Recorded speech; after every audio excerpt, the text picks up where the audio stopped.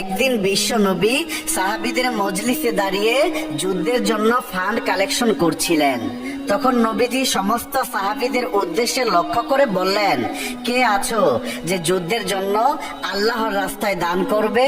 তখন হযরত উসমান গনি রাদিয়াল্লাহু তাআলা আনহু সাথে সাথে হাত তুলে বিশ্বনবীকে বললেন, ইয়া রাসূলুল্লাহ, আমি 100 উট আল্লাহর রাস্তায় দান করলাম। নবীজি ডান দিকে তাকিয়ে আবার বললেন, আর কে আছো যে আল্লাহর রাস্তায় দান করবে? তখন হযরত উসমান বাম দিক থেকে ডান দিকে গিয়ে আবারও নবীজিকে বললেন, ইয়া রাসূলুল্লাহ, আমি আরো 100টি উট আল্লাহর রাস্তায় দান করলাম। তখন বিশ্ব নবী সামনের দিকে তাকিয়ে আবার বললেন, তোমাদের মধ্যে আর কে আছো যে আল্লাহর রাস্তায় দান করবে? তখন হযরত উসমান গনি রাদিয়াল্লাহু তাআলা আনহু সামনের দিকে এসে আবারও হাত তুলে বিশ্ব নবীকে জানিয়ে দিলেন, ইয়া রাসূলুল্লাহ, আমি আরো 100টি উট দান করলাম। এভাবে বিশ্ব নবী 6 বার ঘোষণা দিলেন। 6 বারই হযরত উসমান গনি রাদিয়াল্লাহু তাআলা আনহু 100 করে 600টি উট আল্লাহর রাস্তায় দান করলেন। অতঃপর বিশ্ব নবী অত্যন্ত খুশি হয়ে গেলেন। তখন হযরত উসমান গনি রাদিয়াল্লাহু তাআলা আনহু নবীজিকে বললেন, ইয়া রাসূলুল্লাহ, আমি আরো 100টি ঘোড়া আল্লাহর রাস্তায় দান করলাম।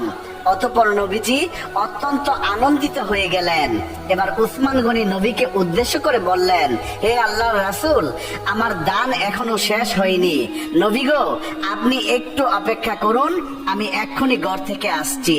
এই বলে হযরত উসমান গনি তার বাড়িতে চলে গেলেন।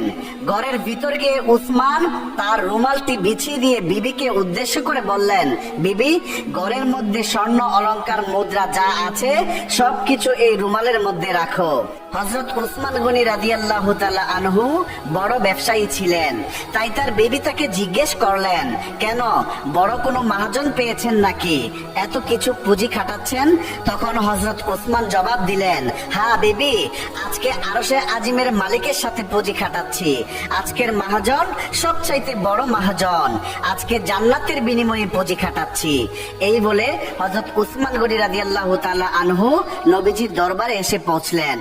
হযরত উসমান তার হাতে থাকা স্বর্ণ মুদ্রার রুমালের প্যাকেটটি বিশ্বনবীর হাতে তুলে দিয়ে বললেন, ইয়া রাসূলুল্লাহ, আমি আমার ঘরের সমস্ত অলংকারগুলা, স্বর্ণ মুদ্রাগুলা সবকিছু আল্লাহর রাস্তায় দান করে দিলাম।